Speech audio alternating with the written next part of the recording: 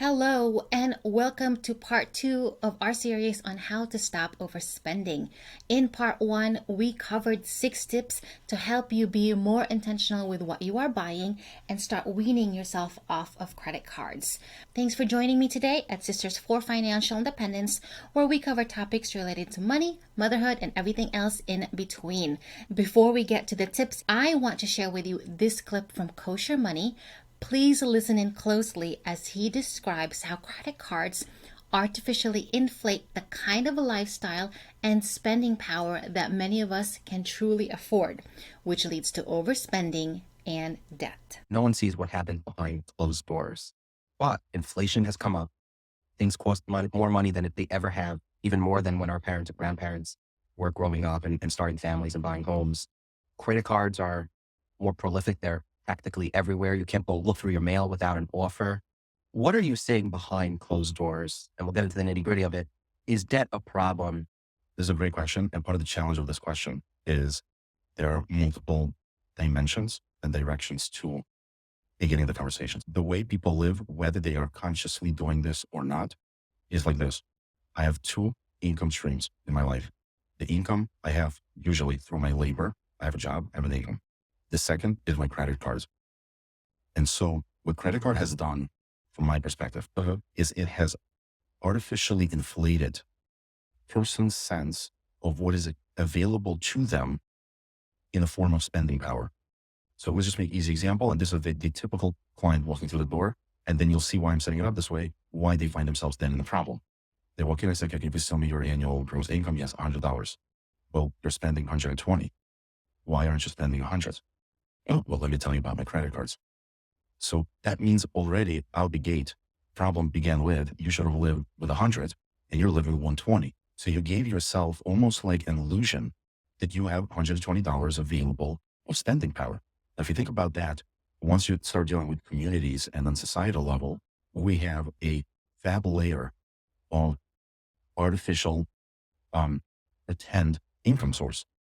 And just so to give audience some hard statistic, today in the United States, there are 3 categories of debt that we carry as a country. That's over $1 trillion. Not billion, trillion. 1, credit card. 2, student loans. 3, car finance. Over $1 trillion each bucket. Is credit card debt the worst of it? So, I believe it's student loans. Okay. But I would say the way we're going, probably in the next 5 years, credit card will reign supreme category. So we as a country are walking around, and then again, to bring back to the individual, with this impression that we gave ourselves, and we don't even pause to ask, which is, I am not living with my income. I'm living with income plus.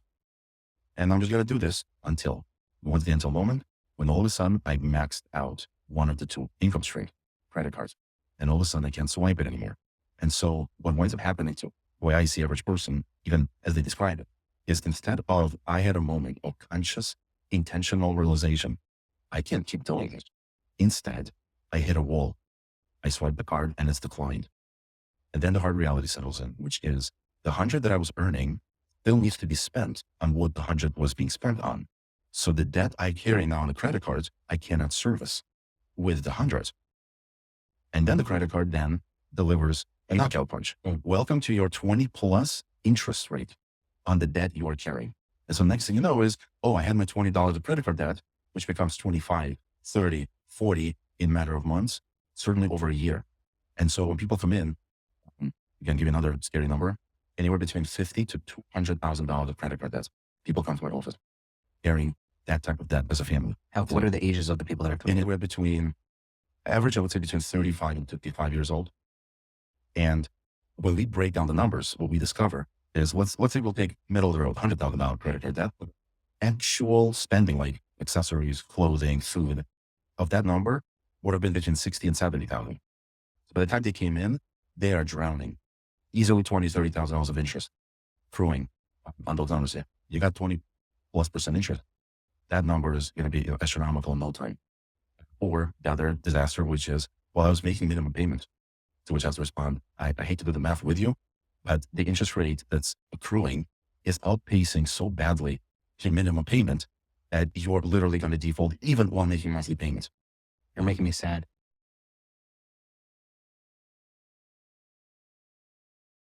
Now let's get to our first tip to help you stop overspending. The first step I want to share with you is related to the video I just shared, and it is to downsize your lifestyle. Now, for a majority of people who get into credit card debt or are continuously overspending, the number one reason is lifestyle inflation. This is where spending is being outpaced by your income. And this is fairly easy to do because of the use of credit cards as well as buy now, pay later programs. Here's what you need to understand about yourself though.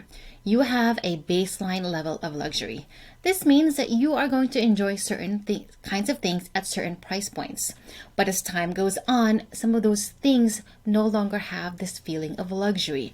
They start feeling old, they start feeling used up, and it's normal, but we are in a overconsumption culture. So what was normal a few years ago now means you have to keep upgrading. Your iPhone no longer feels as nice and as fancy after a year. The car that you're driving doesn't seem as shiny compared to the ones that you see out on the road. And your kitchen doesn't seem as modern as the ones you're seeing on TikTok. So you start spending a little bit more each time, and that adds up and it leads to actually spending more than you have, which leads to the overspending and the debt. So the first thing that you want to do to really slow down your overspending is to start downsizing your lifestyle. Note that this is not about eliminating the stuff that you enjoy, the stuff that brings you joy and makes you happy, but just controlling a little bit more so it's not so extraneous and it's not so over the top. Now, in order to control our spending, we need to be more intentional with what we spend our money on. And the key thing with downsizing is that it is temporary. It's not about deprivation. It's just about lowering some of your standards for a short period of time. What can downsizing your lifestyle look like in practical terms? Well, it can be a lot of things, but it normally involves some of the things in your budget that you spend a lot of money on. It might mean downsizing from a larger home to a smaller home where you can actually afford the upkeep and the maintenance. It might mean returning that car, that brand new car with the high payments, to something that you can afford. It's not going to look new, and you probably won't get looks down the street, but you know that you can pay those payments. Downsizing could also just mean reducing the amount of unnecessary possessions you own, thereby simplifying your living space and removing clutter. Now, clutter isn't just tiny things. It's all of the things that take time to maintain. Another aspect of downsizing could be cutting back on certain expenses. This might mean that you not go to the fancy organic grocery store, but you go to the regular grocery stores. You buy food that provides nutrients, but not the pricey ones. If you get your nails done, it might be every other week instead of every week. It might mean that your kids are only in one activity during the spring and one in the fall so that you can save your money then. Downsizing could be just pausing subscriptions for a few months and then seeing if it's really important to you. Now, overall downsizing is all about being intentional with your choices to create a simpler, more fulfilling way of living. Downsizing is a big challenge, no matter where you are, because if you have been overspending to impress others, to show a fancier lifestyle, or have more than you really have, your ego will undoubtedly be hurt when it is seen driving an old car or living a more modest lifestyle. However, think of the long-term benefits of making such adjustments. Some of these, again, are just temporary, but the things that you do today can set you up better financially in the future. Your wallet will feel less strained. Your family might enjoy a more secure financial future. It can be uncomfortable for the next few months, maybe a year or so as you do this, but it's a small price to pay for financial freedom. The next step that you are going to take is a multi-step process, and that is to organize, eliminate, and give. Now, as an overspender, there's a likelihood that you are surrounded by a lot of stuff, a lot of good stuff, and maybe a lot of clutter things that are just not serving you, that you're not even using. As you move forward to improve your spending habits, you will need to organize everything. This means taking a good hard look at all of the stuff you have in every closet, every drawer, every room, and organize everything. Now, organizing isn't just about putting things in nice containers with nice labels. Organizing is so much more than that. Organizing in this case means putting your items in categories and really figuring out what is valuable to keep. I think one of Marie Kondo's biggest lessons when it comes to decluttering is actually not the spark joy methodology, but instead it's her fourth rule of tidying, which simply states that tidy by category, not location. And here is a little quote from her about it. People often store the same type of item in more than one place. When you tidy each place separately, you're repeating the same work in many locations. You can never grasp the overall volume of each type of thing you own. You're more likely to keep the paper clips in your office if you don't take into account the stockpile in the attic. The result is that you become locked in this never-ending cycle of tidying. So instead, tidy by category, by clothes, books, papers, miscellaneous items, and then sentimental items, and you're on the path to success. So when you go into this process and you start organizing in this way, you are going to clearly see that you have enough. When you bring all of your books into the one spot in your bedroom, when you see all of your clothes on the bed or all of your arts and craft supplies in one section, you are going to see that you will already have an overabundance of things. You will likely see duplicate things. You will also likely see things that you've forgotten about. And you will also likely see things that you have never used. This can be an eye-opener when it comes to understanding why and how you're overspending. As you start organizing, make notes of the categories that you have an overabundance of. This is a signal that this is likely an area you need to get more intentional about spending money in. Now, a few years ago, my sister did something similar. She audited and tallied up all the clothes she had, which informed her that she did not need to buy anything new for a good few months. Just the act of seeing those numbers can really help you put a perspective on the stuff that you're spending your money on. Once you see your piles of books, papers, and other items, it's time to start eliminating. Don't put them in nice containers. Begin by eliminating and removing them from your home. First thing I would recommend is eliminate by returning unused items. If you have a bunch of clothes with tags still on them, if you have items that still have tags on them and you've never used them, consider returning them to the store. Get money back, get some credit back for you to spend intentionally in the future. If you have things that can be sold, do that now too, so that you are not carrying this baggage in the future. Eliminate items that are clearly broken. Oftentimes we underestimate how much time or skill we have to fix something. So it's best to save our mental energy and move on from these projects. Next is to eliminate by giving. Instead of packing your excess into a donation box, join your local Buy Nothing groups and give what you no longer need to someone in your community. Ask if people in your circle, in your book clubs, in communities that are close to you, if they need that item, so you can give to them directly. Transferring your abundance to other people can help trigger similar mechanisms in the brain that reward shopping and receiving items. So this can be a good exercise to just help you get the same reward of giving instead of buying. Once you start seeing empty spaces in your home, take time to appreciate them, because these empty spaces will lead to more mental clarity and financial peace. Next tip to help you with your overspending is to drastically reduce your social media consumption. We all know this by now, but I want to emphasize it here and now. Social media has been designed to keep you scrolling and to keep you spending. And this is done in 3 ways. Social media platforms utilize targeted advertising to deeply engage users, which often leads to increased impulse buying. The more time you spend on these platforms, the better their algorithms are to knowing who you are and what you are likely to purchase. So the more time you spend on it, the more likely you are going to purchase something that you probably didn't need. And because ads are very specific and tailored to your interests and behaviors, this can lead to overspending. Now, there is a reason social media is free for a reason. It is paid for by advertising as well as data collection. So we need to be fully aware that this is part of social media and how it can lead to overconsumption. The second way social media drives overspending and overconsumption is that it is basically a modern day keeping up with the Joneses.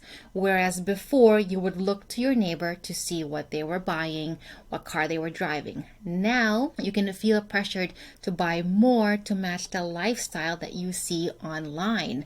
This is basically social proof. No one is immune from this, and because it is pervasive, we all need to take a step back and look at social media with a more discerning eye, because social proof can push individuals to overconsume, purchasing items not out of need, but to fit in with perceived norms. Now, if you are an adult, you may already know this and you may understand this, but if you have children, it is imperative that you start teaching them this, because the more children are exposed to social media, the more they're also likely to want to consume and overspend in the long term. So the teaching starts today. And the last thing that social media does to push you to overspend is that it pushes endless stream of content and convenience. This duality ensures users remain on the platform for much longer than they need to be, being exposed to all kinds of content, influencers, and materialism. On top of the content, social media has also made it so much easier to purchase within the app. So purchases are so seamless and so easy that you don't even need to get up to get your credit card. Now, since social media has been so ingrained in our daily lives, it of course can be difficult to separate ourselves from it. So it's good once in a while to check in with yourself to see if you are getting value out of social media. I would do a little experiment. Figure out and tally up how much you've bought from influencers. Not from brands, but from influencers. How much have they pushed you to buy something? I'd also just look to see how much time you spend on social media. Are those the hours that you want to be spending on social media? Is there something else you could be doing for that? And I would also think about this question as you scroll through social media, as you spend time on it. Would you buy an item if you couldn't post about it on social media? Would you consider going on vacation if you couldn't post it on social media? On the flip side of these social media platforms pushing content and consumption are our own desires to be seen, validated, respected, that comes in the forms of likes, followers, and approvals. So it may be that you are overspending for clout to get people to respect you, to like you, and unfortunately, this does not bode well for your wallet. So assess if the money worries you have at night is worth it. Think about that the next time you buy something. Are you buying it for yourself or are you buying it for your followers? I've done several videos on how to go on social media detox and reduce your reliance on technology. I'm going to point to those videos for tips to help you reduce your social media consumption, which in turn will help you spend your time more intentionally as well as your money more intentionally. So check those out here as well as in the description. Of all the tips we covered in this video, I also want to know, what is one thing you could say to help someone with their overspending? If you've gone through the process of really being intentional with your purchases, what is one thing you would say to a friend to help them be more mindful of their money? Leave it in the comments and let's share and learn from each other. The next tip I have for you to help with your overspending is to take on this mindset. Save for the sake of saving. This is a lesson that Morgan Housel emphasized in his best-selling book, The Psychology of Money. Basically, the premise is that you don't need a reason to save. Just save for the sake of saving. Now, he goes on to say that some people save money for a down payment on a house, a new car, or retirement. That's great, of course, but saving does not require a goal of purchasing something specific. You can just save for saving's sake. And indeed, you should. Everyone should. Only saving for a specific goal makes sense in a predictable world. Saving is a hedge against life's inevitable ability to surprise the hell out of you at the worst possible moment. On the same lines to this mindset is the fact that you work hard for your money. You face customers who may not be so nice. You respond to managers who have no clue what's going on. You're on your feet all day. You put so much effort into earning a paycheck.